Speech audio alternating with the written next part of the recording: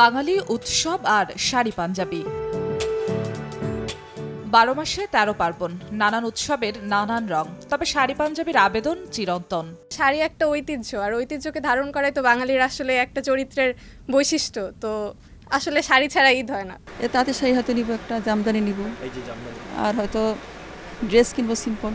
ঢাকায় মসলিন, জামদানি, টাঙ্গাইলের সুতি শাড়ির পাশাপাশি জর্জেট, কাঞ্জিভারম, কাতান। আবহাওয়াকে প্রাধান্য দিয়ে রঙে ও ডিজাইনে এসেছে নতুনত্ব। তবে বিক্রেতারা জানালেন শাড়ির বাজারে ক্রেতা খরার কথা। শাড়ির ব্যবসা খারাপ যাইতেছে, কাস্টমার নাই, মার্কেটে একদম ফাঁকা। গত বছর 3 ভাগের 1 ভাগ। আমরা যে আশা করে ঈদের দিন বা রমজানে বসছি, এই তুলনায় কোনো কাস্টমারই হচ্ছে না।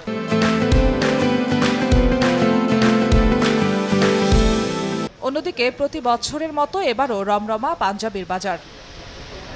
হাফ সিল্ক, কটন, সুতি ফেব্রিক্সে এক রঙের হালকা কাজের পাঞ্জাবিতে বেশি ঝুঁকছেন ক্রেতা। খুশি বিক্রেতাও।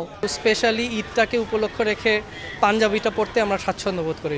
লাইট ওয়েট, একটু কমফোর্টেবল, শরীরের মধ্যে যেটা ভালো যাবে, যেটা গরম কম লাগবে। পাঞ্জাবিটা দেখা গেছে যে চাদর পর্যন্তই মানুষ কেনে আর কি। প্রথম দিকে দেখা গেছে যে যেগুলো গিফটের পাঞ্জাবি ওইগুলো প্রথমে কিনে ফেলে, তারপরে দেখা যাচ্ছে যে নিজের জন্য হয়তো একটু ঘুরে একটু সময় নিয়ে তারপর কেনে। দিন গড়ানোর সঙ্গে সঙ্গে ক্রেতার সমাগম আরও বাড়ার প্রত্যাশা ব্যবসায়ীদের।